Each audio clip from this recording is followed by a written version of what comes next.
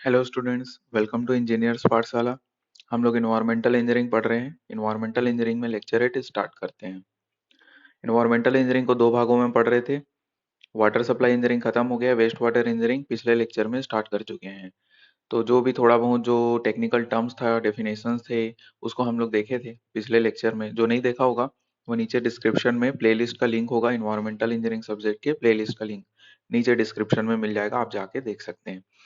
तो सबसे पहला टॉपिक जो आ रहा है वो सीवर डिजाइन है। सीवर क्या होता है, सुलेज क्या होता है, सीवेज क्या होता है, सीवरेज क्या होता है, ये सब हम लोग पढ़ चुके हैं। ठीक है। तो सीवर की डिजाइनिंग देखेंगे। सीवर जो होता है, सीवर क्या कंटेन करके रखता है, organic and inorganic solid particle को कंटेन करके रखता है।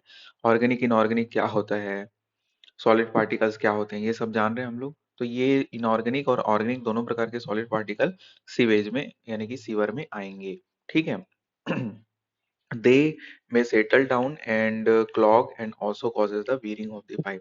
अब ये जो सॉलिड पार्टिकल्स हैं वो क्या होंगे, नीचे जो सीवर है हमारा उसमें नीचे बैठ जाएगा, और अगर बैठ गया तो जम जाएगा, और जमने के बाद फिर क्या होगा, वेयरिंग होगा पाइप में। तो हम लोग नहीं चाहेंगे कि ऐसा हो। तो इसलिए क्या करेंगे, जो भी सॉलिड वेस्ट हमारे सीवर में एंटर करेंगे, वो सॉलिड वेस्ट को हम लोग चाहेंगे कि वो फ्लो के साथ ही बह जाए और ट्रीटमेंट प्लांट में चल दे, बैठ मत जाए। ठीक है ना, सीवर में नीचे ना बैठे, ये हम लोग चाहेंगे।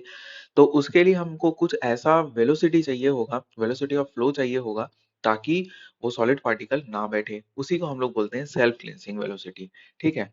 तो अगले पॉइंट में बोला है कि hence sewer pipe of such a size and laid at such a gradient so as to generate the non-silting and non-scoring velocity। तो हम लोग चाहेंगे कि हमारा जो सीवर पाइप है वो इतने साइज का हो और इतने ग्रेडियंट में हो। ग्रेडियंट मतलब समझ गए ना, हम लोग पढ़े थे क्या पिछले क्लास में कि नेचुरल स्लोप में हम लोग बिछाते हैं अपने सीवर को ताकि उसको ग्रेडियंट मिले। ठीक है ना। तो वही चीज ऐसे ग्रेडियंट में होना चाहिए, ऐसे सच आइडियल ग्रेडियंट में होना चाहिए जिससे वो क्या जनरेट करे, नॉन सिल्टिंग और नॉन स्कोरिंग वेलोसिटी जनरेट करे। नॉन सिल्टिंग नॉन स्कोरिंग ये उसमें इरिगेशन इंजीनियरिंग में भी पढ़ चुके हैं। नॉन सिल्टिंग मतलब ये होता है कि वो जो पार्टिकल है वो बैठ ना जाए, मतलब कि इतना कम वेलोसिटी ना हो जिसके कारण वो बैठ जाए नीचे सॉलिड पार्टिकल, और इतना ज्यादा वेलोसिटी भी ना हो ताकि वो स्कोरिंग करे सीवर में। ठीक है ना, सीवर मतलब एक पाइप है के हिसाब से अभी समझ लो। ठीक है। तो उसको स्कोरिंग ना करे, इरोजन ना करे। तो ऐसे ही आइडियल वेलोसिटी को हम लोग यहाँ पर बोल देते हैं सेल्फ क्लींसिंग वेलोसिटी। कम से कम कितना होना चाहिए वो आगे देखेंगे। समझ में आ गया सेल्फ क्लींसिंग वेलोसिटी क्या होता है, सच वेलोसिटी ऑफ फ्लो जो कि क्या करे, हमारे सॉलिड पार्टिकल को डिस्पोज ऑफ करे, कहाँ तक, ट्रीटमेंट प्लांट तक, बैठ ना जाए और ना ही स्कोरिंग ना करे। ठीक, आगे होगा समझ में। Sewer pipe are non pressure pipe. अब देखो यहाँ पर नॉन प्रेशर पाइप मतलब प्रेशर नहीं लग रहा है। हम लोग उसमें किसमें, रॉ वाटर इंजीनियरिंग में क्या पढ़े थे कि वहां पर जो पाइप में जो फ्लो होता है और फ्लो होने के बाद जो हमारे तक पहुंचता है, उसके लिए एक्सटर्नल प्रेशर की जरूरत पड़ती थी। पंप वगैरह लगाते थे एक्सटर्नली, जिससे फ्लो जो है वो मेंटेन रहे और प्रेशर जनरेट करे और हमारे तक इजिली पहुंच जाए प्रेशर के साथ। लेकिन यहाँ पर सीवरेज जो पाइप होता है या फिर सीवर पाइप जो होता है, यहाँ पर हम लोग पंप का यूज नहीं करते हैं जनरली, जिसके कारण वहां पर नॉन प्रेशर पाइप उसको बोल देते हैं। ठीक है। इसलिए उसको क्या बोलते हैं, नॉन प्रेशर पाइप बोलते हैं। और they must be laid at continuous downward gradient. और इसीलिए क्योंकि वो नॉन प्रेशर पाइप होता है तो हम लोग ये इंश्योर करते हैं कि हमारा जो पाइप का जो ग्रेडियंट है वो क्या रहे, डाउनवर्ड रहे। ठीक है, आगे समझ में। इसीलिए हम लोग नेचुरल स्लोप जो रहता है उसमें बिछाते हैं, बोलते हैं ना maximum velocity occur when sewer flow depth is 0.81 of full depth. इसको आगे भी डिस्कस करेंगे। एक्चुअली में क्या है कि जैसे कि यहाँ पर मैं सीवर बना देता हूँ, ठीक है ना, तो इस सीवर का डायमीटर अगर मैं मान लेता हूँ क्या है, डी है। ठीक है ना, सीवर का डायमीटर अगर मैं डी मान लेता हूँ, तो इस टोटल डेप्थ का 0.81 या फिर 81% तक ही हमारा पानी क्या होगा अगर फुल डेप्थ में बहेगा। 81% मतलब ये मान लेते हैं कि आपका यहाँ तक पानी क्या हो गया है, फुल हो गया है, जो कि 81% है, तब हमको मैक्सिमम वेलोसिटी मिलता है, बोल रहा है। ऐसी एक और क्वेश्चन पूछता है कि मैक्सिमम डिस्चार्ज कब मिलेगा। वेलोसिटी और डिस्चार्ज में डिफरेंस तो पता होगा, है ना। तो डिस्चार्ज मैक्सिमम कब मिलता है, 0.95 डी में मिलता है। 0.95 डी डी मतलब टोटल डेप्थ का 95% तक अगर फुल डेप्थ में बहेगा, फुल कैपेसिटी में बहेगा, तो उस केस में हमने को मैक्सिमम डिस्चार्ज मिलता है। लेकिन यहाँ पर 0.81 डी के केस में क्या मिलेगा, मैक्सिमम वेलोसिटी मिलेगा। दोनों इंपॉर्टेंट क्वेश्चन है, पूछता है, ठीक है, आगे भी बताया हुआ हूँ। तो अभी बस इतना समझ लो कि velocity occur when sewer pipe sewer flow depth is 0.81 of full depth, तो मैक्सिमम वेलोसिटी मिलेगा। डायमीटर और सीवर जो होता है वो 150 mm से कम नहीं होना चाहिए। ठीक है, यहाँ पर रिलेट करते चलो, हम लोग पिछले क्लास में पढ़ चुके हैं कि जो रॉ वाटर इंजीनियरिंग था वहां पर जो पाइप बिछाते थे जिसमें पानी फ्लो होता था, उसका डायमीटर किससे कम नहीं होना चाहिए था, 10 सेंटीमीटर से, या फिर 100 mm से कम नहीं होना चाहिए। और यहाँ पर क्या पूछ रहा है, सीवरेज सिस्टम के लिए पूछ रहा है, मतलब सीवर पाइप के लिए पूछ रहा है। तो यहाँ पर जो सीवर पाइप का डायमीटर होगा वो 150 mm या फिर 15 सेंटीमीटर से कम नहीं होना चाहिए। ठीक है, उसके बाद देखते हैं self cleansing velocity. Self cleansing velocity, it is such velocity which is sufficient to dispose of both floating and heavy solids। ठीक है, सेल्फ क्लेंसिंग वेलोसिटी आगे बताया था, क्या क्या बताया था कि वो वेलोसिटी जो कि डिस्पोज ऑफ कर दे सॉलिड पार्टिकल्स को, कहाँ तक, ट्रीटमेंट प्लांट तक। तो वही चीज लिखा है, it is such velocity which is sufficient to dispose of the both floating and heavy solids. जो भी बहते हुए जो मतलब वजन चीज है, या क्या बोलना चाहिए, सॉरी, जो फ्लोटिंग पार्टिकल्स है या फिर जो आपके हेवी सॉलिड्स है, दोनों को क्या कर दे, वो डिस्पोज ऑफ कर दे। Larger the size of the sewage and higher will be the velocity of the flow. अब ये अपने से ही जान जाओगे, देखो लार्जर रहेगा आपका सीवर पाइप, ठीक है ना, जितना ज्यादा लार्जर डायमीटर या फिर साइज जितना ज्यादा रहेगा उतना ही ज्यादा अपने को वेलोसिटी भी मिलेगा। Higher the velocity of flow मतलब सेल्फ क्लेंसिंग वेलोसिटी उतना ही अच्छे से मिलेगा। ठीक है आ गया कि नहीं समझ में, क्योंकि जितना ज्यादा डायमीटर होगा, ठीक है, उतना कम क्या हो जाएगा, सरफेस एरिया हो जाएगा, मतलब रेजिस्टेंस कम डेवलप होगा, जिसके कारण हमको क्या मिलेगा, ज्यादा अच्छा सेल्फ क्लेंसिंग वेलोसिटी मिलेगा। अब जैसे कि कम डायमीटर है, ठीक है, मान लेते हैं ये आपका क्या है, कम डायमीटर है, और ये क्या हो गया आपका, ज्यादा डायमीटर हो गया। ठीक है, समझना ना, तो ये जो कम डायमीटर है इसमें मान लेते हैं कि इतना बह रहा है आपका पानी, ठीक है, मतलब दोनों में कैपेसिटी समान है, दोनों में कैपेसिटी समान है, मान लेते हैं कि इसमें भी डिस्चार्ज आपका कितना भी मान लो, जितना भी है एक्स वाई जेड, तो एक्स इसमें भी डिस्चार्ज हो रहा है, एक्स इसमें भी डिस्चार्ज हो रहा है। तो इसमें का जो डिस्चार्ज होगा मीटर क्यूबिक पर सेकेंड में, वो एक्स होने के बावजूद भी मान लेते हैं कि आधा पूरा भर गया, तो यहाँ पर एक्स जो रहेगा वो बहुत कम रहेगा। समझ में आ रहा है ना, थोड़ा समझने की कोशिश करना। तो इसमें क्या होगा कि ये वाले में जो आपका छोटा सीवर रहेगा उसमें पूरा आपका किनारे किनारे साइड में भी फ्रिक्शन डेवलप होगा, जिसके कारण सेल्फ क्लेंसिंग वेलोसिटी को वो क्या करेगा, इफेक्ट करेगा और रेजिस्ट करेगा। ठीक है, अच्छे से नहीं मिल पाएगा। तो इसीलिए बोल रहा है कि larger the size of the sewer higher will be the velocity of the flow. मैं एक्चुअली मैं कोशिश ये करता हूँ कि हर एक पॉइंट जो भी लिखा हुआ हूँ मैं वो आपको समझ में आए, इसलिए बता रहा हूँ, अदरवाइज ये कोई पॉइंट बताने लायक नहीं था, मैं आगे बढ़ सकता था। ठीक है, अब आगे देखते हैं। लास्ट पॉइंट इसमें क्या लिखा है, लास्ट पॉइंट लिखा हुआ है, एक मिनट इसको मिटा लेता हूँ फिर डिस्कस करता हूँ। ठीक है, तो it is generally taken as 0.75 metre पर सेकेंड। क्या चीज, सेल्फ क्लेंसिंग वेलोसिटी बोला था ना, सेल्फ क्लेंसिंग वेलोसिटी कितना होना चाहिए इन जनरल, 0.75 मीटर पर सेकेंड होना ही चाहिए। ठीक है, एक्चुअली में किसी किसी बुक में या फिर क्वेश्चन जब बनाओगे प्रैक्टिस करोगे तो उसमें बहुत सारा आंसर आपको अलग अलग थोड़ा थोड़ा डिफरेंट डिफरेंट मिलता है। तो इन जनरल हम लोग कितना याद रख लिए, 0.75 मीटर पर सेकेंड होना चाहिए करके। अदरवाइज आप लोग कहीं पर पढ़ेंगे 0.45 मीटर पर सेकेंड से लेके ये वेरी करता है 0.9 मीटर पर सेकेंड तक, ऐसा करके भी आप पढ़ सकते हैं। इसको भी याद रख सकते हैं, 0.45 से लेके 0.9 तक वेरी करता है करके। इन जनरल हम लोग मान लिए हैं कि 0.75 मीटर पर सेकेंड होना चाहिए। मेनिंग्स फॉर्मूला, मेनिंग्स फॉर्मूला से हम लोग क्या निकालते हैं, वेलोसिटी ऑफ फ्लो निकालते हैं। ठीक है, वेलोसिटी किससे निकालेंगे, मेनिंग्स फॉर्मूला से निकालेंगे, किसमें, सीवर में। ठीक है, तो मीन वेलोसिटी का फॉर्मूला आपको दिख रहा होगा, शायद पता भी होगा, इंपॉर्टेंट फॉर्मूला है 1/n r to the power 2/3 s to the power 1/2। जहाँ पर स्मॉल r या फिर कैपिटल R भी लिख सकते हैं, और ये दोनों का मतलब ही क्या होता है, हाइड्रोलिक रेडियस होता है। हाइड्रोलिक रेडियस आप लोग जान रहे होंगे ना, हाइड्रोलिक रेडियस A/P यानी कि एरिया डिवाइडेड बाई पेरीमीटर होता है। ठीक है, आगे समझ में। तो ये जो एरिया होता है वो सीवर का एरिया हो जाएगा, और पी जो होता है वेटेड पेरीमीटर होता है। वेटेड पेरीमीटर मतलब क्या होता है, एक बार मैं सीवर बना लेता हूँ, ये आपका सर्कल शेप में सीवर बना लिया। मान लेते हैं कि आपका इतने डेप्थ में क्या हो रहा है, फ्लो हो रहा है पानी। ठीक है, ये कोई सा भी डेप्थ है, डी मान लेते हैं। तो ये जो वेटेड पेरीमीटर मतलब जितना वो ढका हुआ है सीवेज से, आगे ना समझ में, उसी पेरीमीटर को ही हम लोग क्या बोलते हैं, वेटेड पेरीमीटर बोलते हैं। और इस प्रकार से ए बाई पी करने से क्या मिलेगा, हाइड्रोलिक रेडियस मिलता है। और एस आपको दिख रहा होगा बेड स्लोप है, ठीक है, मतलब जो भी स्लोप होगा, और एन जो है स्मॉल एन मीनिंग्स कोएफिशिएंट है। आगे समझ में, आगे बढ़ते हैं। मीनिंग्स फॉर्मूला इंपॉर्टेंट है। इसके बाद एक नोट आपको लिखा गया है कि हाफ फुल फ्लो के बराबर होगा। मतलब ये है कि मान लेते हैं, इसी सीवर की बात कर लेता हूँ, इसी डायग्राम में देखना आप। इस डायग्राम में ये हो गया, मान लेते हैं हाफ फुल फ्लो, ठीक है। यहाँ पर ये क्या हो गया, हाफ कैपेसिटी से फ्लो हो रहा है, और फुल कैपेसिटी मतलब ये पूरा। तो दोनों ही केस में जो फ्लो वेलोसिटी होगा वो समान होता है, ठीक है ना। हाफ फुल फ्लो और फुल फ्लो दोनों ही एक दूसरे के बराबर होते हैं। आगे समझ में, ठीक है। और वैसे तो हम लोग चाहेंगे कि हमारे कैपेसिटी कभी भी फुल फ्लो में ना बहे, ठीक है ना। हम लोग क्या करते हैं, फ्यूचर को देख के सीवर डिजाइन करेंगे। हम लोग ये देखेंगे कि अब जैसे कि वो फुल फ्लो में होने लग गया, फुल फ्लो होने लग गया सीवर में, मतलब उसका लाइफ एंड हो गया, ठीक है। हमको क्या करना पड़ेगा, फिर से रीडिजाइन करना पड़ेगा। कितना एज होता था सीवरेज सिस्टम का, हम लोग पढ़े थे 25-30 साल, पढ़े थे ना। तो वही चीज है और कुछ नहीं। इसीलिए बोलते हैं कि कभी भी फुल डेप्थ में फ्लो नहीं होना चाहिए, ठीक है।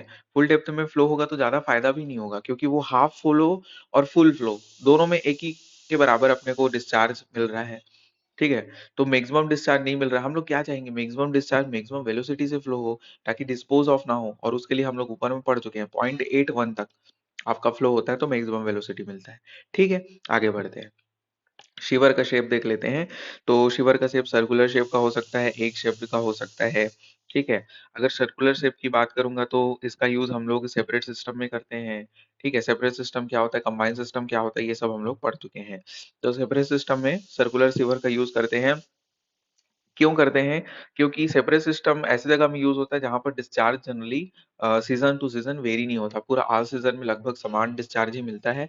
तो वहां पर हम लोग सर्कुलर सीवर का यूज करते हैं, ठीक है। इंडिया जैसे कंट्री में क्यों एक समान डिस्चार्ज रहता है, क्योंकि ये भी पता है, पढ़ चुके हैं कि वर्ष भर जो होता है वो बारिश नहीं होता, जिसके कारण हम लोग ड्राई वेदर फ्लो और वेट वेदर फ्लो होता है। तो ड्राई वेदर फ्लो कुल मिला के सर्कुलर सीवर में होता है। ड्राई वेदर फ्लो मतलब भी बताया था क्या होता है, ठीक है। उसके बाद फिर chances of the sewer running at low depth are less. अब क्या बोल रहा है कि लो डेप्थ में फ्लो होने की संभावना क्या होती है, लेस होगी, जहां पर वहां पर हम लोग सर्कुलर सीवर का यूज करते हैं, क्योंकि पूरे वर्ष भर ड्राई वेदर फ्लो होगा, और ड्राई वेदर फ्लो तो समान ही रहेगा ना, ठीक है। जितने लोग हैं उस पर डिपेंड करेगा। उसके बाद फिर इकोनॉमिकल भी होता है, ठीक है। ये पॉइंट है, एक बार आप लोग याद रख सकते हैं। सबसे ऊपर वाला पॉइंट सबसे इंपॉर्टेंट है कि सर्कुलर सीवर का यूज हम लोग कहाँ करेंगे, तो सेपरेट सिस्टम में यूज करते हैं। एक शेप्ड सीवर का यूज कहाँ पर करते हैं, तो कंबाइंड सिस्टम में हम लोग क्या करेंगे, एक शेप्ड रिसीवर का यूज करेंगे, ठीक है। एक शेप्ड रिसीवर मतलब कैसा दिखेगा आपका, एक शेप्ड का मिलेगा तो उसको एक शेप्ड रिसीवर बोलेंगे। At low discharge maintain the hydraulic mean depth nearly uniformly. इस पॉइंट का मतलब इतना समझ लेना कि सेल्फ क्लेंसिंग वेलोसिटी इसमें बहुत अच्छा मिलता है। सेल्फ क्लेंसिंग वेलोसिटी ऊपर बढ़े तो ये जो कंबाइंड सीवर में यूज होता है, और सेल्फ क्लेंसिंग वेलोसिटी को अच्छे से मेंटेन करता है एक शेप्ड रिसीवर। अच्छा, एक क्वेश्चन और बनता है कि ऐसा कौन सा शेप है जिसको हम लोग सेपरेट और कंबाइंड दोनों सिस्टम में यूज कर सकते हैं, तो एक शेप्ड रिसीवर दोनों के लिए अच्छा हो सकता है, ठीक है। और सर्कुलर सीवर को केवल और केवल सेपरेट सिस्टम में ही यूज करते हैं। आगे बढ़ते हैं, सीवर मटेरियल के बारे में देखेंगे। अब सीवर किससे किससे बन सकता है, एस्बेस्टस सीमेंट पाइप से बन सकता है।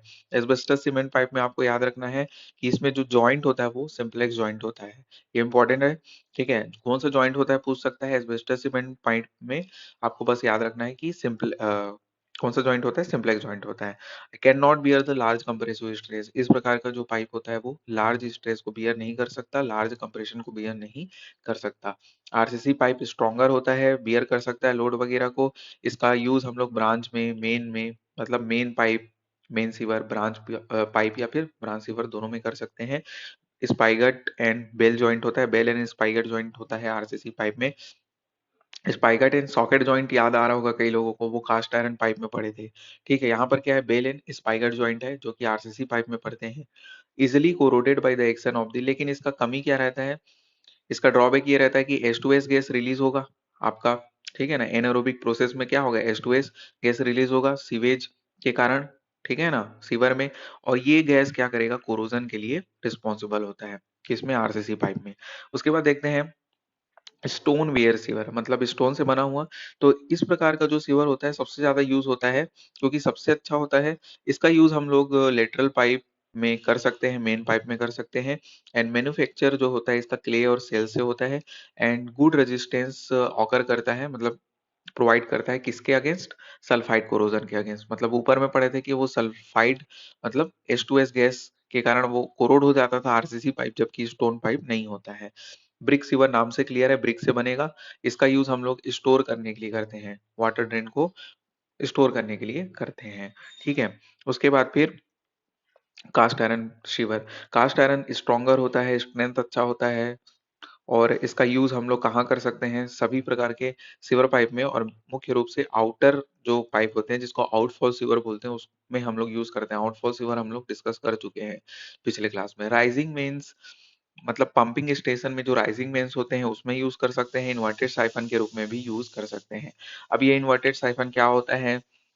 तो इन्वर्टेड साइफन अभी ऐसा समझ लो, ये मान लेते हैं आपका, ऐसा मैं कुछ पाइप का अरेंजमेंट बना देता हूँ, ये ऐसा।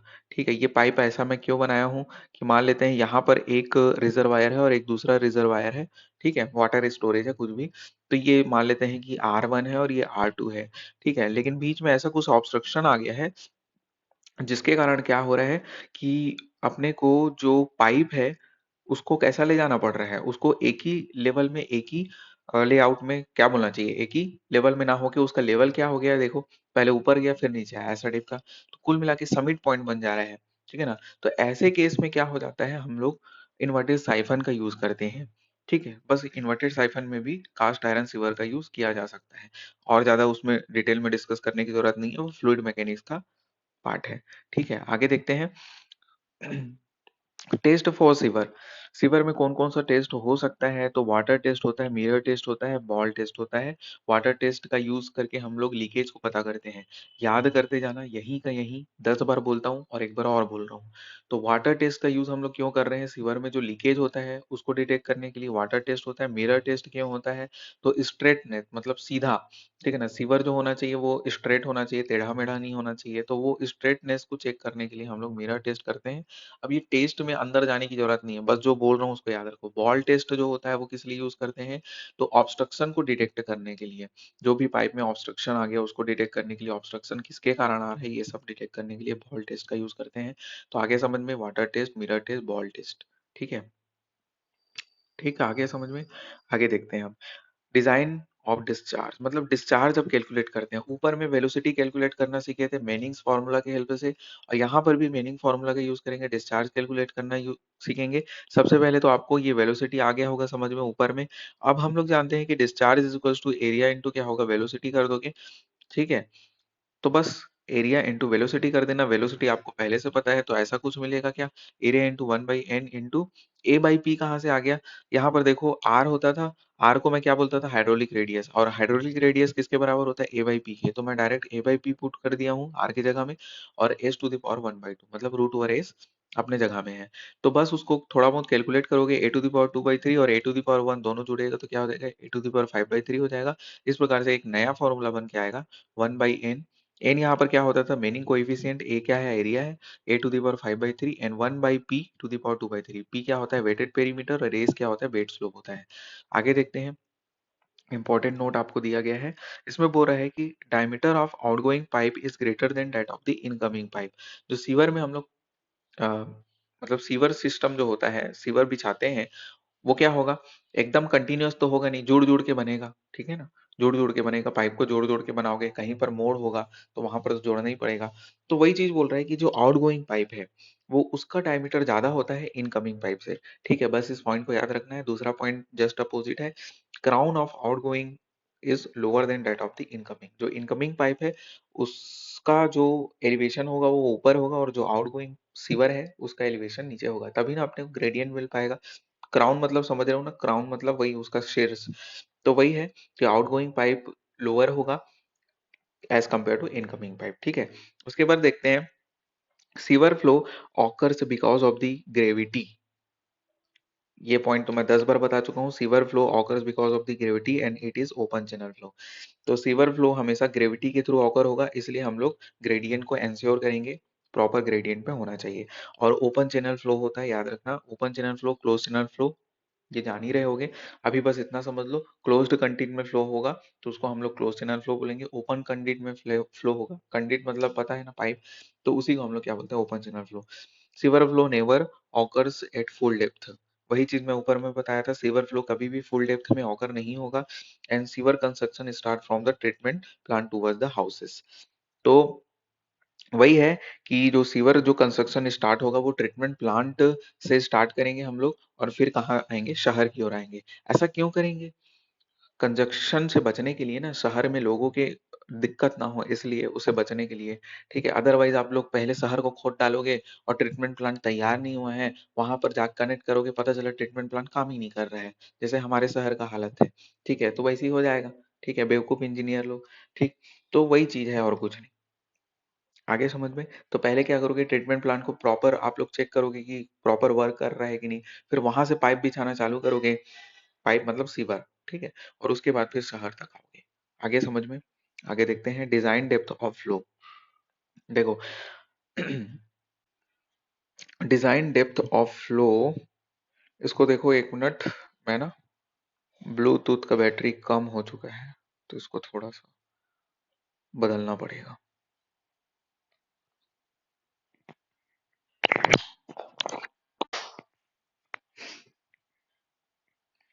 हेलो, चलो, तो यहाँ पर क्या दिख रहा होगा आपको कि design depth of flow, design depth of flow, इसका भी बैटरी कम है। कहाँ गया एक और ब्लूटूथ मेरा, ये ऊपर में आपको डायमीटर के हिसाब से दिया गया है। ठीक है ना, जो भी उसका डेप्थ होगा, 400 डेप्थ से अगर कम होगा, 900 से 400 के बीच में होगा, और 900 से अगर डेप्थ ऑफ सीवर ज्यादा होगा, तो उस केस में हम लोग कितना अपना कैपेसिटी ले सकते हैं। ये स्मॉल डी क्या है, कैपेसिटी है। यहाँ पर मैं डायग्राम बना देता हूँ, आपको समझ में आ जाएगा। तो यहाँ पर मान लेते हैं कि जितने भी डेप्थ में फ्लो हो रहा है वो क्या है, स्मॉल डी है। ठीक है, और कैपिटल डी क्या हो जाएगा आपका, जो टोटल उसका डायमीटर है। ठीक है ना, जो कैपिटल डी है वो टोटल डायमीटर या फिर टोटल डेप्थ। ठीक है, अब आ गया होगा समझ में, अब उसको देखो एक मिनट, मैं आ रहा हूँ।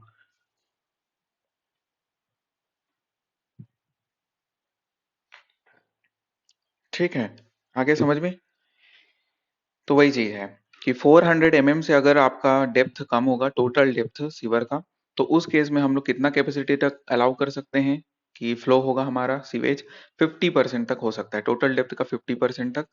लेकिन जब अगर 400 से 900 एमएम है ना, एमएम मतलब सेंटीमीटर में 90 हो जाएगा, 40 से 90 सेंटीमीटर के बीच में अगर टोटल डेप्थ है, फुल डेप्थ है अगर सीवर का, तो कितना 2/3 मतलब 66% टोटल डेप्थ का फ्लो हो सकता है, कैपेसिटी हो सकता है।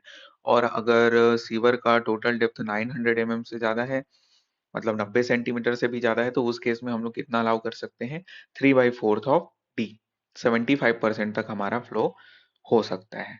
आगे समझ में, ठीक है ना, इजी था। तो इससे क्या समझ में आया, जैसे जैसे हम लोग डायमीटर को या फिर डेप्थ को, साइज को बढ़ाते जा रहे हैं सीवर के, वैसे वैसे हम लोग कैपेसिटी को भी इंक्रीज कर सकते हैं। ठीक है, जितना कम होगा या फिर कम साइज होगा, उतना ही कम क्या होगा, आपका कैपेसिटी को अलाउ करेंगे।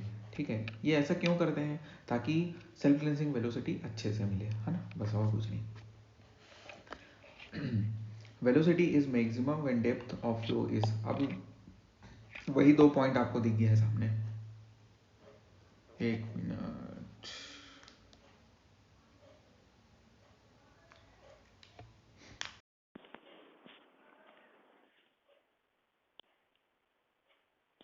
हेलो हेलो, आवाज आ रहा होगा मेरे ख्याल से, अब ब्लूटूथ बंद हो गया था अपने आप।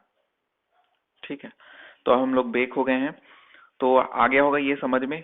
नोट में हम लोग आते हैं, नोट तो वही चीज है जो पहले ही डिस्कस कर चुके हैं। वेलोसिटी मैक्सिमम कब मिलेगा, 0.81 डी में मिलता है, और डिस्चार्ज मैक्सिमम कब मिलता है, 0.95 डी में मिलता है। ठीक है, उसके बाद देखते हैं हाइड्रोलिकली इक्विवेलेंट चैनल क्या होता है। हाइड्रोलिकली इक्विवेलेंट, देखो कि हाइड्रोलिकली इक्विवेलेंट होता क्या है, पहले ये समझ लो ना, तब ना समझ में आएगा कि ऐसा चैनल क्या होता है। दो अलग अलग शेप का शीवर, ठीक है, दो अलग अलग शेप का शीवर, दोनों का अगर डिस्चार्ज समान है, किस केस में? जब दोनों फुल डेप्थ में फ्लो हो रहे हैं। फिर से बोल रहा हूँ, दो अलग अलग शेप के सीवर जैसे सामने दिख रहा होगा, एक स्क्वायर शेप का है, दूसरा आपका सर्कुलर शेप का है। दोनों अगर अपने फुल कैपेसिटी में फ्लो होंगे, फुल डेप्थ में फ्लो होंगे, और साथ ही साथ अगर फुल डेप्थ में फ्लो होने के साथ साथ दोनों का डिस्चार्ज अगर समान है, तो उसी को हम लोग क्या बोलते हैं? हाइड्रोलिकली इक्विवेलेंट चैनल बोलते हैं। तो वही चीज लिखा है, two section of different shape are said to be hydraulically equivalent when they carry same discharge and while running at full depth. ठीक है, तो Q1 इज इक्वल टू क्या कर दोगे? Q2 कर दोगे, और इस हिसाब से आपको ये रिलेशन मिलेगा। अब ये रिलेशन पूरा एक सॉल्व करना पड़ेगा तो मिलेगा, बता देता हूँ अभी, है ना, बता देता हूँ। Q1 इक्वल टू Q2 करोगे तो यहाँ पर Q1 की जगह में क्या पुट करोगे? A1 B1 equal to A2 B2 put करोगे ना। A क्या हो जाएगा? Area of the channel. मान लेते हैं कि इसको 1 माने हैं स्क्वायर को, और 2 किसको माने हैं? सर्कल को। तो A1 स्क्वायर का एरिया होगा तो B स्क्वायर हो जाएगा, B square multiplied by V1 करोगे। V क्या होता है? 1/n into R to the power 2/3 and S to the power 1/2। Manning's वाला फॉर्मूला यहाँ पर पुट करोगे। अब दोनों टर्म में क्या होगा? यही सेम फॉर्मूला पुट करोगे तो 1/n तो दोनों टर्म में समान होगा तो कट जाएगा, स्लोप दोनों टर्म में समान होगा तो कट जाएगा, बचेगा क्या? R बचेगा। तो यहाँ पर ऐसे लिख सकते हो, R1 टू द पावर 2/3, और राइट हैंड साइड में क्या लिखोगे? एरिया की जगह में π/4 into D square, and V2 की जगह में कितना लिख दोगे? R2 to the power 2/3। ठीक है, अब क्या करोगे? और सॉल्व करोगे। ठीक है, तो R1 की जगह में क्या पुट करोगे? A1/P1 to the power 2/3 put करोगे। वैसे राइट हैंड साइड में पुट करोगे, फिर A की जगह में एरिया पुट करोगे, और P1 की जगह में पेरीमीटर पुट करोगे। पेरीमीटर पता है ना? पेरीमीटर यहाँ पर अभी फुल डेप्थ में फ्लो हो रहा है, तो P1 की वैल्यू क्या हो जाएगी? इसको बता देता हूँ। स्क्वायर के लिए P1 क्या हो जाएगा आपका? 4 इंटू बी हो जाएगा क्या, और A1 क्या हो जाएगा? बी स्क्वायर हो जाएगा। तो ये दोनों को डिवाइड करोगे तो B/4 आ जाएगा। तो ऐसा करके अपने से सॉल्व कर सकते हो यार, इंजीनियरिंग किए हो या फिर डिप्लोमा जो भी किए हो, तो इतना तो आपको बनना ही चाहिए। ठीक है, अपने से कर दोगे तो हमारे लिए काम का जो आखिरी में जो चीज होगा वो ये होगा, दोनों में रिलेशन क्या होगा। तो B is equal to 0.91D होगा। क्वेश्चन ऐसे आएगा कि दो हाइड्रोलिकली इक्विवेलेंट चैनल है, एक स्क्वायर है और एक क्या है आपका सर्कुलर शेप का, अगर सीवर है, दोनों हाइड्रोलिकली इक्विवेलेंट है, तो उस केस में दोनों में क्या रिलेशन होगा? तो जो भी आपका साइड होगा स्क्वायर का, वो सर्कल के डायमीटर का 0.91 टाइम्स होगा, या फिर 91% ऑफ सर्कुलर सिवर के डायमीटर से होगा। क्या चीज? ये स्क्वायर। ठीक, आगे समझ में। कैरेक्टरिस्टिक्स ऑफ सीवेज देखते हैं। एक्चुअली में क्या है ना, एक ठो ब्लूटूथ था और उसकी क्वालिटी थोड़ी अच्छी थी, और लेकिन उसका बैटरी लाइफ बहुत कम है। तो कुल मिला के अपने पुराने वाले ब्लूटूथ में ही आ गया वापस में। इसका थोड़ा सा क्वालिटी लो है, पहले वाले का ज्यादा अच्छा लग रहा होगा आपको वॉइस। इसका थोड़ा सा लो है, लेकिन ये इसका बैटरी बहुत अच्छा है। तो चलो स्टार्ट करते हैं कैरेक्टरिस्टिक्स ऑफ सीवेज को। देखो सीवेज की कैरेक्टरिस्टिक, सीवेज कैसा होना चाहिए, है ना, इसको देखेंगे तो पॉइंट वाइज पढ़ते जाएंगे। पहला पॉइंट आ रहा है अपने पास, डीकम्पोजिशन ऑफ सीवेज। अच्छा, सीवेज के डीकम्पोजिशन से क्या समझते हो? सीवेज का सड़ना। सीवेज का सड़ना से क्या समझते हो? जैसे कि हम लोग फ्रेश सीवेज है, ठीक है ना, हमारे सीवर में जो घरों का जो वेस्ट है वो प्रवेश किया, एंटर किया, वो समय के साथ साथ क्या होता जाएगा? वो क्या होता जाएगा? सेप्टिक कंडीशन में कन्वर्ट होते जाएगा, उसी को डिकम्पोजिशन बोलेंगे। डिकम्पोजिशन मतलब ये होता है जो भी ऑर्गेनिक मैटर है उसको बैक्टीरिया के द्वारा कंज्यूम कर लिया जा रहा है, तो वही डिकम्पोजिशन कहलाएगा और कुछ नहीं है। तो ये जो डिकम्पोजिशन प्रोसेस है वो एरोबिक भी हो सकता है, एनारोबिक भी हो सकता है। अगर मैं एरोबिक की बात करूं तो एरोबिक जो होते हैं इनमें एंड प्रोडक्ट्स नाइट्रेट्स, सल्फेट्स और फास्फेट्स होते हैं। ठीक है, एरोबिक प्रोसेस क्या होता है उसको तो बता चुका हूँ 10 बार। ठीक है ना, ऑक्सीजन के प्रेजेंस में होगा तो एरोबिक प्रोसेस है। ठीक है, और एंड प्रोडक्ट्स को आपको याद रखना है। एरोबिक में एंड प्रोडक्ट्स क्या होगा? नाइट्रेट्स होगा, सल्फेट्स होगा, फास्फेट्स होगा। जबकि एनएरोबिक क्या होता है? जो ऑक्सीजन के एब्सेंस में जो भी रिएक्शन होंगे, बैक्टीरिया होंगे। ठीक है, और इनमें जो एंड प्रोडक्ट्स होंगे वो मीथेन होगा, हाइड्रोजन सल्फाइड होगा, कार्बन डाइऑक्साइड होगा, अमोनिया होगा, ये सब गैसेस हैं। और उसके अलावा एसिड एंड अल्कोहल, ये सब भी एंड प्रोडक्ट्स होंगे एनारोबिक रिएक्शन में। Physical characteristics of water. अब देखो दूसरा पॉइंट आ गया है। देखो बहुत सारे कैरेक्टरिस्टिक्स हम लोग पढ़े थे क्या? फिजिकल कैरेक्टरिस्टिक्स, केमिकल कैरेक्टरिस्टिक्स, किसमें? रॉ वाटर में, वैसे इसमें भी है। ठीक है, तो फिजिकल कैरेक्टरिस्टिक्स में आपका turbidity, colour, odour and temperature आएगा। ठीक है, टर्बिडिटी मतलब मटमैलापन, कलर मतलब देख के पहचानोगे कि सीवर जो है सेप्टिक कंडीशन का है कि फ्रेश सीवर है। फ्रेश सीवर का कलर कैसा रहेगा ये बताओ। फ्रेश सीवर का कलर रहेगा आपका लाइट ग्रे कलर का रहेगा या फिर लाइट ब्राउन कलर का रहेगा, ठीक है। और जबकि समय के साथ वो सेप्टिक होते जाएगा तो वो डार्क ब्राउन या फिर ब्लैक कलर में कन्वर्ट होते जाएगा। तो वही चीज है आपका, यहाँ पर लिख लेना, लिखा नहीं हूँ। फ्रेश सीवर में कैसे कलर का होगा आपका, लाइट ग्रे कलर का, जबकि सेप्टिक कंडीशन में वो डार्क कलर का यानी ब्लैक कलर का होते जाएगा, ठीक है। ओडर, ओडर मतलब उसमें दुर्गंध शुरुआत में तो नहीं होगा लेकिन समय के साथ साथ उसमें दुर्गंध आते जाएगा, ठीक है। मस्त नमकीन नमकीन आता है ना, वही चीज है और कुछ नहीं। उसके बाद फिर टेम्परेचर, टेम्परेचर की बात करते हैं तो टेम्परेचर इफेक्ट जो होता है वो टेम्परेचर के कारण जो बायोलॉजिकल एक्टिविटी को भी इफेक्ट करेगा और सॉल्युबिलिटी ऑफ गैस को भी इफेक्ट करेगा, ठीक है। टेम्परेचर किस किस को इफेक्ट करेगा, तो दोनों चीज को इफेक्ट करेगा। बायोलॉजिकल एक्टिविटी को कैसे इफेक्ट करेगा, जो भी बैक्टीरियल लाइफ है उसको इफेक्ट करेगा कि नहीं। टेम्परेचर बढ़ेगा तो टेम्परेचर बढ़ने के साथ साथ बायोलॉजिकल एक्टिविटी बढ़ेगी, बायोलॉजिकल एक्टिविटी मतलब बैक्टीरिया बढ़ेगा, बैक्टीरिया बढ़ेगा तो ऑक्सीजन को कंज्यूम ज्यादा करेगा, और ऑक्सीजन को कंज्यूम करेगा मतलब गैस है वो ऑक्सीजन, तो वो ऑक्सीजन की मात्रा कम होगी। तो एक नोट में लिखाया था शायद या फिर लिखाऊंगा आगे कि उसमें क्या होगा, टेम्परेचर के साथ साथ ऑक्सीजन क्या होता है, कम होता है, ठीक है, टेम्परेचर बढ़ने के साथ साथ। तो वही है, सॉल्युबिलिटी ऑफ द गैस भी क्या होगा, इफेक्ट होगा, ऑक्सीजन की मात्रा कम होगी टेम्परेचर बढ़ने के साथ साथ। उसके बाद देखते हैं केमिकल कैरेक्टरिस्टिक्स। केमिकल कैरेक्टरिस्टिक्स में टोटल सॉलिड्स, एल्केनिटी, हार्डनेस, पीएच, ये सब के बारे में स्टडी करते हैं, ठीक है। अभी हमको क्या देखना है कि टोटल सॉलिड्स के अंतर्गत में क्या क्या आते हैं ये भी मैं बता चुका हूँ। Suspended solid, collider solid, dissolve solid, ये सब क्या होता है ये बता चुका हूँ। इसमें बस इतना याद रखना, शायद नहीं लिखाया था तो यहाँ पर लिख लेना कि जो 1 माइक्रोन से ज्यादा साइज के पार्टिकल होंगे उसको हम लोग क्या बोलते हैं, सस्पेंडेड पार्टिकल बोलेंगे, ठीक है। ऐसे पार्टिकल जिसका साइज कितना होगा, 1 माइक्रोन से ज्यादा होगा, 1 माइक्रोन से लेके 10⁻³ तक होगा तो उसको कोलाइडर पार्टिकल बोलेंगे। और ज्यादा उससे भी छोटा होगा 10⁻³ से भी तो उसको हम लोग डिसॉल्व्ड पार्टिकल बोलेंगे, ठीक है। अब कुछ मैटर्स होते हैं, तो मैटर्स में इनऑर्गेनिक मैटर्स, ऑर्गेनिक मैटर्स, ठीक है। तो इनऑर्गेनिक मतलब क्या होता है, ऑर्गेनिक मतलब क्या होता है, ये सब डिस्कस कर चुके हैं, ठीक है। इसके अंतर्गत में मिनरल्स हो गए, ग्रेवल हो गया, सैंड सॉल्ट हो गया, डेब्रिस हो गया, ये सब आता है इनऑर्गेनिक में। और जबकि ऑर्गेनिक में carbohydrate, sugar, cellulose and fibre, starch, etc, ये सब आते हैं। तो इन जनरल हम लोग क्या याद रखे थे, इनऑर्गेनिक में वो पार्टिकल आएंगे जैसे कि क्ले, मिनरल्स, रॉक, ये सब क्या होंगे, इनऑर्गेनिक पार्टिकल के अंतर्गत में आएंगे। अब यहाँ पर सॉल्ट दिख रहा होगा, सॉल्ट एक प्रकार से कहाँ से मिल रहा है, समुद्र से मिल रहा है, ठीक है। वो समुद्र या फिर लेक, ठीक है, वो जम जा रहा है, ठीक है ना, सूर्य की रोशनी में, तो जो आखिरी में जो बच रहा है अवक्षेप, वही चीज आपका सॉल्ट होता है। तो ये ऑर्गेनिक होता है क्या, नहीं होता, इनऑर्गेनिक ही होता है। वैसे ही ऑर्गेनिक के अंतर्गत में यहाँ पर शुगर आया है, तो शुगर अपने को कहाँ से मिल रहा है, गन्ने से मिल रहा है। तो वो जो है आपका ऑर्गेनिक पार्टिकल ही है ना, इसलिए शुगर किस में आ रहा है, ऑर्गेनिक में आ रहा है। ये सब चीज थोड़ा सा ध्यान रखना, ठीक है। बाकी कार्बोहाइड्रेट, सेलुलोज, ये सब तो जान जाओगे, पेड़ पौधे, ये सब किसके अंतर्गत में आएंगे, ऑर्गेनिक के अंतर्गत में आते हैं।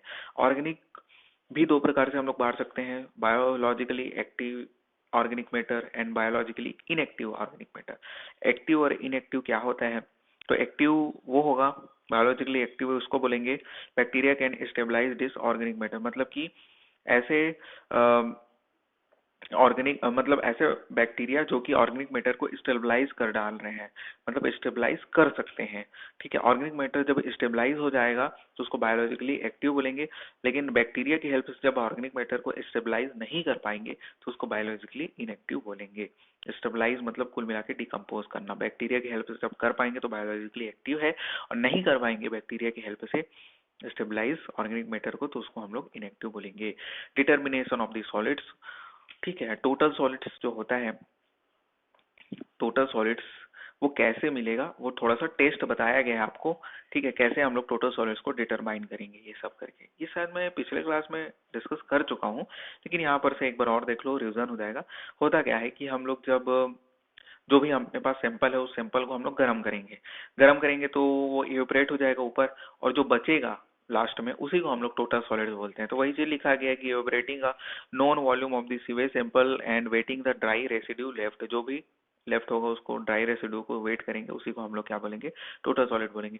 अब ये जो ड्राई रेसिड्यू लेफ्ट है वो मिलीग्राम में या फिर ग्राम में होगा, ठीक है। अगर हमको क्वेश्चन पूछेगा मिलीग्राम पर लीटर में, ठीक है, मिलीग्राम पर लीटर में ही टोटल सॉलिड्स को निकालना है। मतलब कैसे निकालेंगे, जो मिलीग्राम में जो भी अपने को मिला रेसिड्यू लेफ्ट जो हुआ उसको हम लोग किससे डिवाइड कर देंगे, टोटल जो अपना सैंपल लिए थे वॉल्यूम ऑफ सैंपल उससे डिवाइड कर देंगे वॉल्यूम ऑफ सैंपल से, तो मिलीग्राम पर लीटर में टोटल सॉलिड्स आ जाएगा।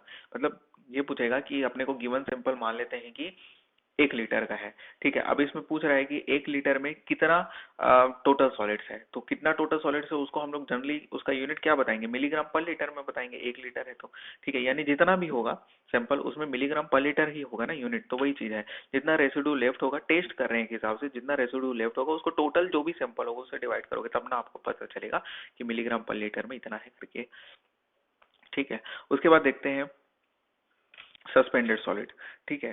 सस्पेंडेड सॉलिड को निकालने के लिए क्या करना पड़ेगा, एक ग्लास फाइबर फिल्टर का लेते हैं। मतलब ग्लास फाइबर फिल्टर एक होता है, एक हिसाब से फिल्टर है जो कि ग्लास फाइबर का बना होता है, उसी में हम लोग अपने सॉलिड को डाल देते हैं, सॉलिड सैंपल को, और जो बच जाता है उसी को हम लोग क्या बोलते हैं, सस्पेंडेड सॉलिड बोलते हैं। Total solid retained by a filter by 1 micron pores. ये जो ग्लास फाइबर फिल्टर होता है उसमें कितने पोर्स होते हैं, कितने साइज के, 1 माइक्रोन साइज के पोर्स होते हैं। कुल मिला के हम लोग पीछे पढ़े थे ना, जो 1 माइक्रोन साइज से बड़ा होता है उसको सस्पेंडेड सॉलिड बोलते हैं, तो वही चीज है। ये देख बता देता हूँ आप लोगों को, देखो यहाँ पर पढ़े थे ना, 1 माइक्रोन से बड़ा होता है सस्पेंडेड सॉलिड, 1 से 10⁻³ टू कोलाइडल, वही चीज तो है।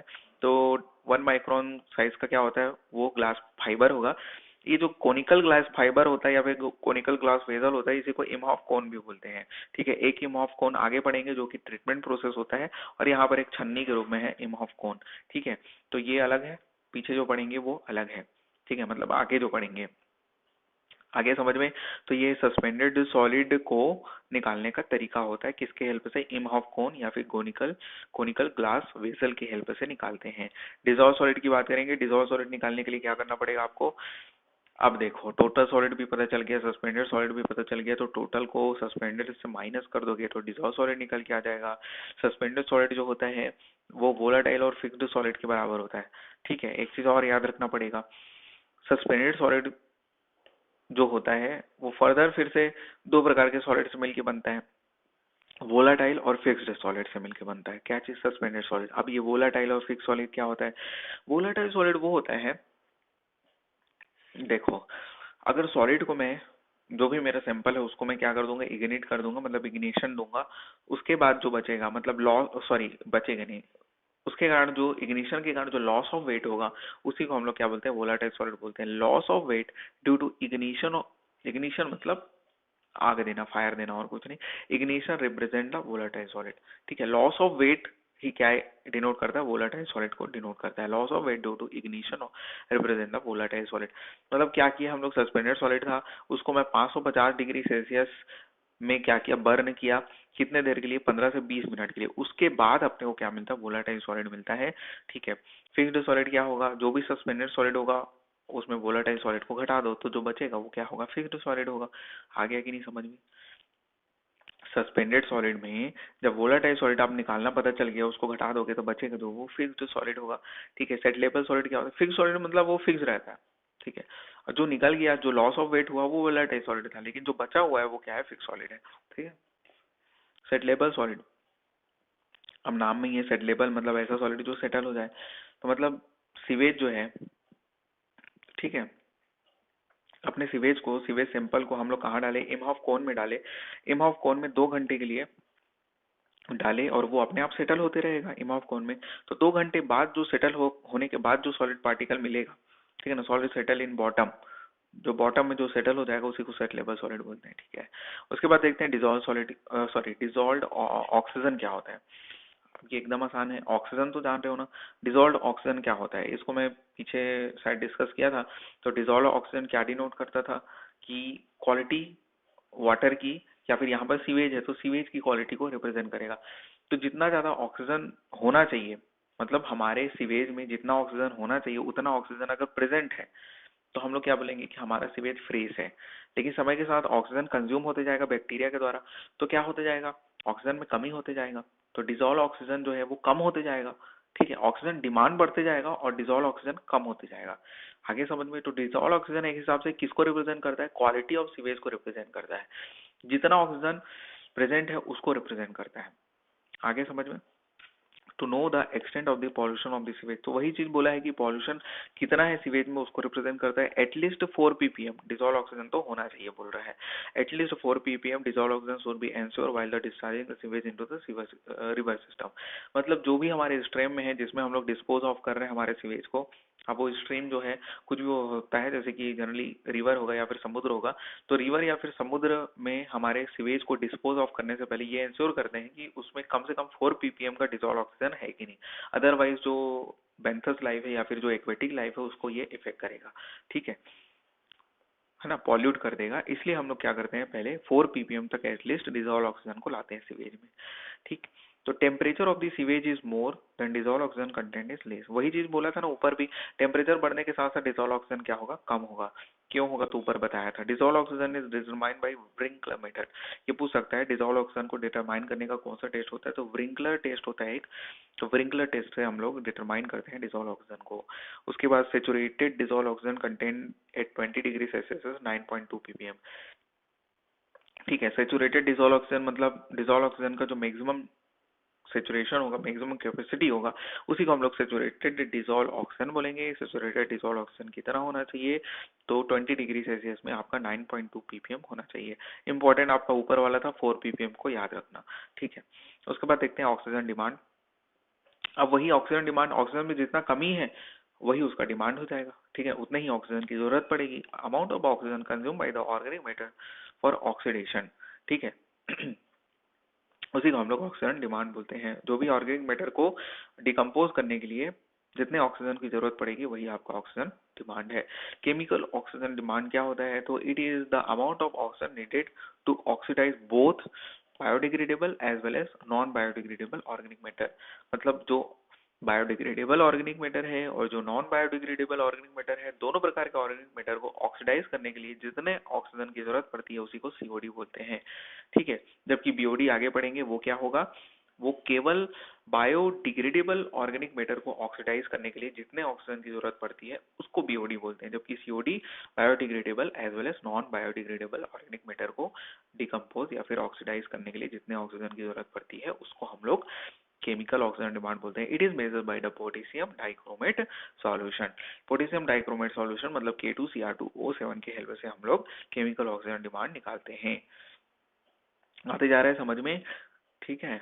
थ्योरेटिकल ऑक्सीजन डिमांड क्या होता है, अब ये थ्योरेटिकल चीज है, ठीक है। थ्योरेटिकल चीज है मतलब सबसे ज्यादा वैल्यू किसका होगा, थ्योरेटिकल चीज का ही होता है, प्रैक्टिकल चीज का थोड़ा सा वैल्यू कम होता है।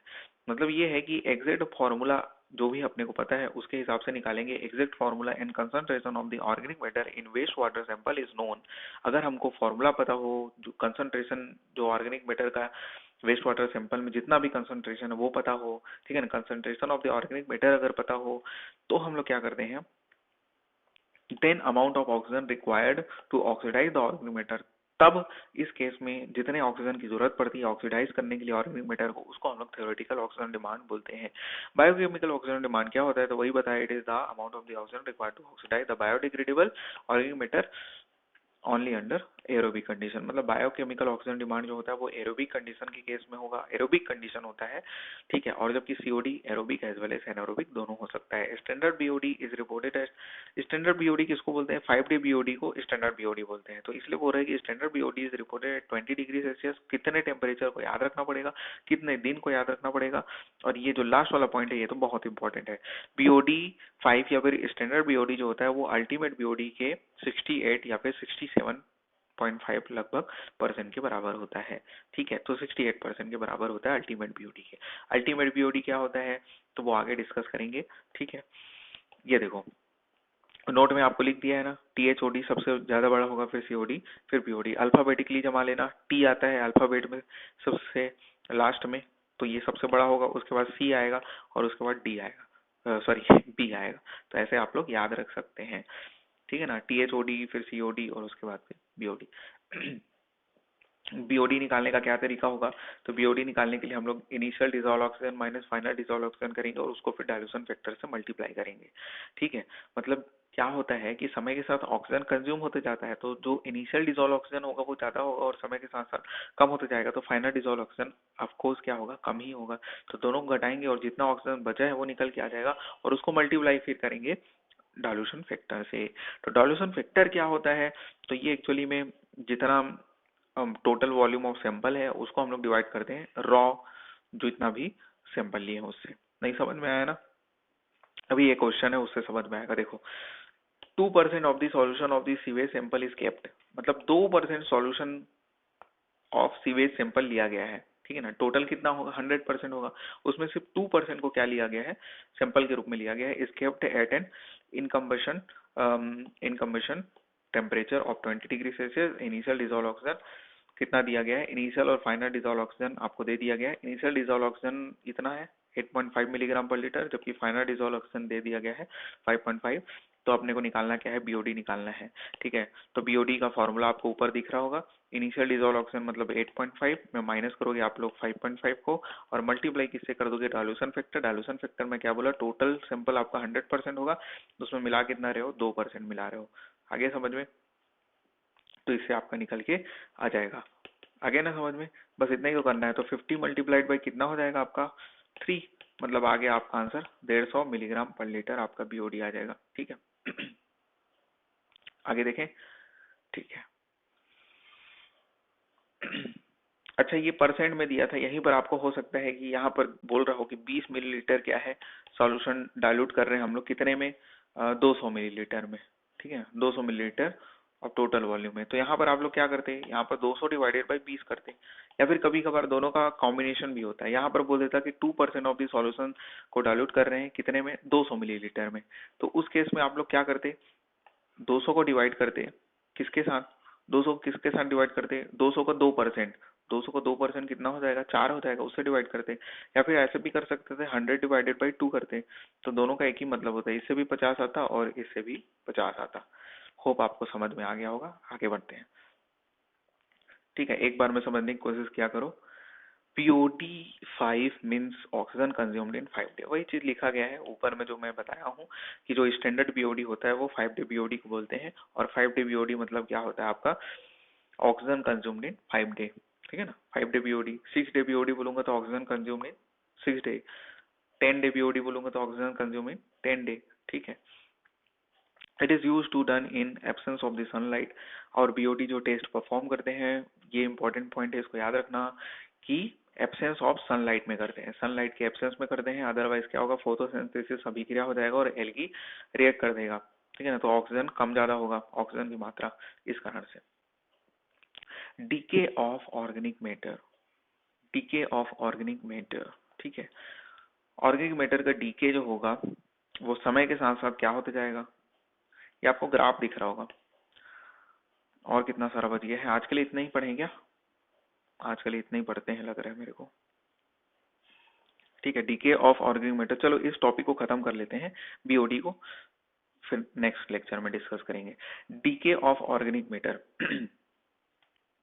देखो यहाँ पर दिया गया है कि अमाउंट ऑफ ऑर्गेनिक मैटर जो प्रेजेंट है वो T0 में, मतलब जो तुरंत है, जो फ्रेश सीवर है।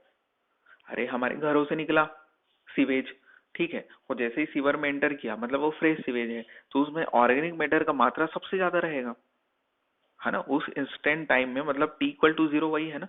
तो उस समय में क्या होगा? फ्रेश सीवेज होगा और वहां पर जो होगा ऑर्गेनिक मैटर सबसे ज्यादा होगा। लेकिन समय के साथ साथ बैक्टीरिया के द्वारा कंज्यूम कर लिया जाएगा, तो वो क्या होता जाएगा? ऑर्गेनिक मैटर कम नहीं होते जाएगा समय के साथ साथ। तो आपको ये पूछ सकता है कि ऑर्गेनिक मैटर समय के साथ साथ किस हिसाब से रिलेट करेगा। तो ऑप्शन ए, ऑप्शन बी, ऐसा करके आपको डायग्राम दे सकता है। तो इनमें से कौन सा जो ग्राफ है वो सही है, ऐसा करके बोल सकता है। तो ये आपको ग्राफ याद रखना है, ठीक है। उसके बाद फिर ऑर्गेनिक मैटर निकालना है किसी भी एट एनी टाइम टी में, ठीक है। तो आपको ये पता होगा L T is equal to L zero into e to the power minus K e T, है ना, वो के ई टी। और यहाँ पर जो एल टी का अगर बेस 10 के टर्म में रिप्रेजेंट किया जाए तो वही ई की जगह में क्या हो जाएगा? 10 आ जाएगा। तो L zero into e to the sorry 10 to the power minus K D T हो जाएगा। ये के ई था, इधर के डी हो जाएगा, ठीक है। ये सब क्या है इसको देखते हैं। के एल टी तो समझ में आ गया। एल टी मतलब क्या होगा आपका? Amount of organic matter at any time T. L zero क्या होगा? इनिशियल ऑर्गेनिक मैटर को हम लोग एल जीरो बोलेंगे, ठीक है। और जबकि के ई रेट कांस्टेंट होगा और के डी डी ऑक्सीडेशन कांस्टेंट होगा, ठीक है। अब बीओडी निकालना है अपने को किसी भी समय टी में, तो क्या करेंगे? बीओडी किसी भी समय टी में निकालना है तो L0 मतलब जो इनिशियल ऑर्गेनिक मैटर है उसको माइनस करोगे जिस भी समय में बीओडी निकालना है उससे, तभी ना हमको BOD at any time T निकल के आएगा। नहीं समझ में आया? बीओडी किसी भी समय में निकालना है, ठीक है। बीओडी किसी भी समय में निकालना है टी में, तो उसके लिए क्या करोगे, जो शुरुआत में जितना ऑर्गेनिक मैटर था, ठीक है, जो शुरुआत में जितना भी ऑर्गेनिक मैटर प्रेजेंट था उसको माइनस करोगे। किससे? भूख लग रहा है यार, पेट गुड़गुड़ा रहा है मेरा ठीक है, इसलिए बोल रहा हूँ आज का ही तो हो गया करके। खैर छोड़ो वो सब। L0 माइनस क्या करते हैं, LT करते हैं। तो एल टी क्या है, वो समय है जिसमें आप जितने समय में आपका ऑर्गेनिक मैटर प्रेजेंट है। तो L0 माइनस LT करेंगे तो BOD at any time T निकल के नहीं आ जाएगा, बस वही चीज है। अब देखो BOD at any time T, फिर से फर्दर अब मैं इसको इस रूप में रिप्रेजेंट कर सकता हूँ क्या, एल टी की जगह मैं पुट कर दूंगा मैं 1 - e⁻ के ई टी, या फिर आपको दूसरा वाला फॉर्मूला भी पुट कर सकते हो, बेस 10 वाला, ये बेस ई वाला है, दोनों एक ही मतलब है, ठीक है। अब अल्टीमेट बीओडी निकालना सीखो। अल्टीमेट बीओडी निकालोगे तो यही सेम फॉर्मूला जो BOD at any time T है, तो अब वो टी की जगह में कितना पुट करना पड़ेगा मेरे को, अल्टीमेट टाइम। अब वो अल्टीमेट टाइम मतलब इनफाइनाइट टाइम पुट कर सकते हो। तो जब इनफाइनाइट पुट करोगे टी के जगह में, तो ये देखो ई टू दी पावर इनफाइनाइट क्या हो जाएगा, ई टू दी पावर इनफाइनाइट क्या होता है, 0 होता है। तो क्या बचेगा, सिर्फ L0 बचेगा। तो अल्टीमेट बीओडी क्या हो जाएगा, L0 के बराबर होता है। जितना भी इनिशियल ऑर्गेनिक मैटर होता है उतनी के बराबर होता है। मतलब ये है, इंपॉर्टेंट पॉइंट ये निकल के आया कि टाइम पे डिपेंडेंट नहीं होता अल्टीमेट बीओडी, क्योंकि टी वाला टर्म ही गायब हो गया। तो वही चीज लिखा गया है कि ultimate BOD does not depend upon the temperature. और जबकि जो बेस कॉन्स्टेंट्स, सॉरी, जो भी कॉन्स्टेंट्स है, रेट कांस्टेंट और डीऑक्सीडेशन के टेम्परेचर पे डिपेंड करते हैं, ठीक है। रिलेशन बिटवीन के डी और के ई, ये वाले को याद रख सकते हो। सबसे पहला वाला इंपॉर्टेंट है, के डी इज इक्वल टू के ई डिवाइडेड बाई 2.303। अब ये दूसरा वाला उसी से निकल के आया, बस इसको इस रूप में भी लिख सकते हैं। 1/2.303 को क्या लिख सकते हो, 1 तो ये इसको याद रखना, कुल मिला के डी इज इक्वल टू के ई डिवाइडेड बाई 2.303। और ये एक जो आया के डी टी आया, एक्चुअली में जो के डी डीऑक्सीडेशन कॉन्स्टेंट होता है वो समय के साथ वेरी करता है। तो आपको ये वाला फॉर्मूला भी याद रख सकते हो, हमारे लिए उतना इम्पोर्टेंट नहीं है, ठीक है। गेट में आ सकता है, तो गेट में इसका प्रिंसिपल का यूज करके आपको क्वेश्चन बनाना आ सकता है। तो K D T any time T is equal to K D in 20 degree क्या होता है, स्टैंडर्ड टेम्परेचर होता है।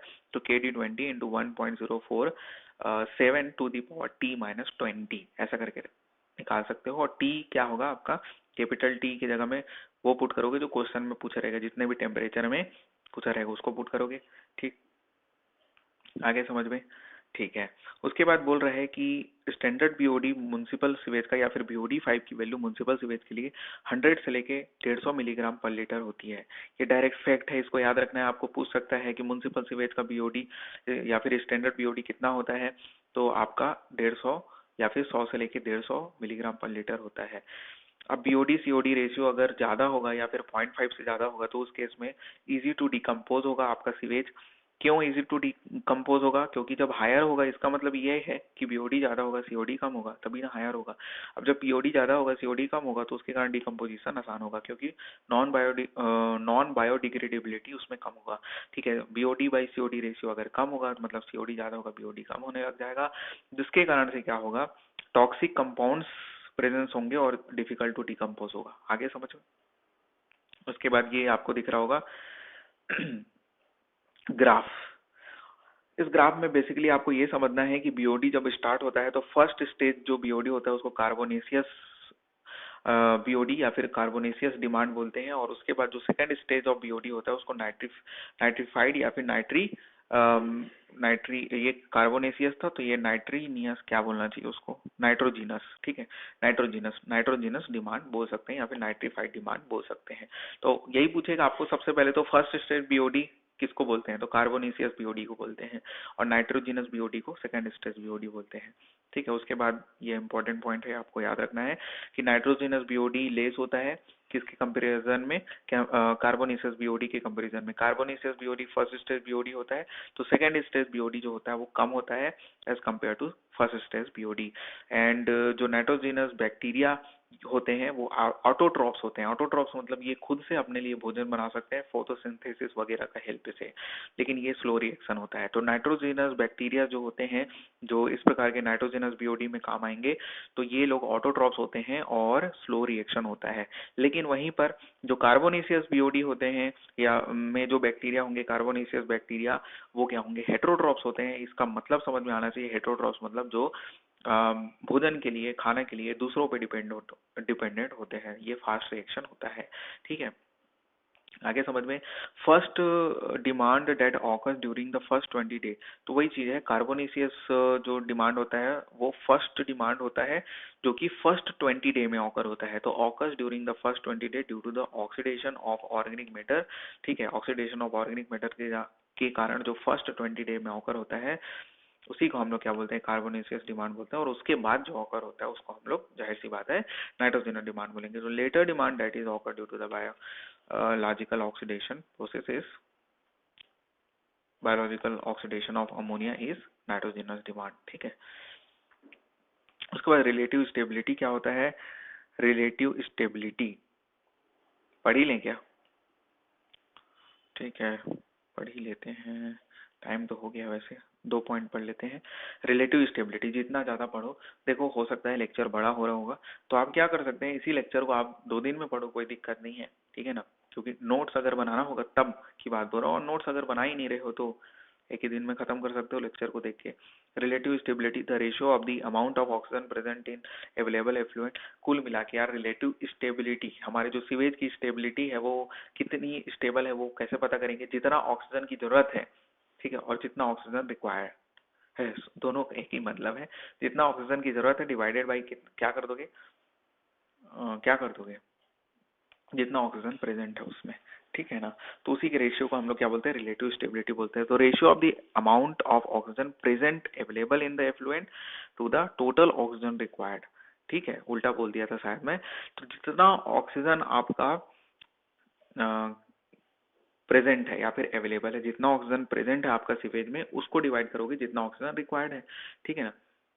उससे अगर दोनों बराबर होगा, मतलब कि जितना ऑक्सीजन रिक्वायर्ड है और जितना ऑक्सीजन प्रेजेंट है दोनों बराबर होगा, इसका मतलब ये है कि अपने को ऑक्सीजन की जरूरत नहीं है, जितना होना चाहिए ऑक्सीजन उतना प्रेजेंट है हमारे सीवेज में। उसका मतलब रिलेटिव स्टेबिलिटी क्या हो जाएगा, 1 के बराबर हो जाएगा, या फिर परसेंटेज में जब बोलोगे तो 100% स्टेबिलिटी हो जाएगा, ठीक है। आगे समझ में, पॉपुलेशन इक्विवेलेंट की बात करेंगे। Population equivalent number of the person which produces some BOD that is present in industry. मतलब ये है कि इंडस्ट्री का बीओडी का कंपेयर किससे करते हैं हम लोग, per capita per day BOD और पर पर्सन से करते हैं। नहीं समझ में आया ना, number of person which produces some BOD, ठीक है। Number of person which produces मतलब किसी भी शहर में नंबर ऑफ पर्सन जितना बीओडी प्रोड्यूस कर रहे हैं, ठीक है, एज डेट ऑफ इंडस्ट्री, और किसी भी इंडस्ट्री के बीओडी से के कंपैरिजन में, ठीक है। उसी को हम लोग क्या बोलते हैं, पॉपुलेशन इक्विवेलेंट बोलते हैं। मतलब ये है यार कि एक इंडस्ट्री है, इस इंडस्ट्री को मैं आई एन लिख देता हूँ। इंडस्ट्री अगर बीओडी प्रोड्यूस कर लेता है, मान लेते हैं कि 100 मिलीग्राम पर लीटर का, ठीक है, मान लेते हैं। तो इतना बीओडी प्रोड्यूस करने में कितने लोगों की जरूरत पड़ रही है, मान लेते हैं कि एक दिन में 50 लोग उतने बीओडी प्रोड्यूस कर पा रहे हैं कि इंडस्ट्री की बीओडी के बराबर। ये 50 क्या है, पर्सन। तो इसी को पॉपुलेशन इक्विवेलेंट बोलते हैं। ये 50 जो पर्सन है ना, वही पॉपुलेशन है, जो कि कितना बीओडी प्रोड्यूस कर पा रहे हैं उस इंडस्ट्री के बराबर। तो पॉपुलेशन इक्विवेलेंट क्या होता है, number of the person which produces the same BOD as that of the industry, ठीक है। अब आ गया होगा समझ में। अब देखते हैं आगे। तो इसका एक फॉर्मूला भी हो सकता है, पॉपुलेशन इक्विवेलेंट निकालना है तो टोटल जो भी बीओडी है आपका इंडस्ट्री का पर डे में, उसको हम लोग डिवाइड करेंगे जो आपका डोमेस्टिक बीओडी है पर पर्सन पर डे के हिसाब से, ठीक है। तो वही लिखा है कि total standard BOD of the industry sewage per day divided by standard BOD of domestic sewage पर पर्सन पर डे को डिवाइड करेंगे तो पॉपुलेशन इक्विवेलेंट निकल के आएगा।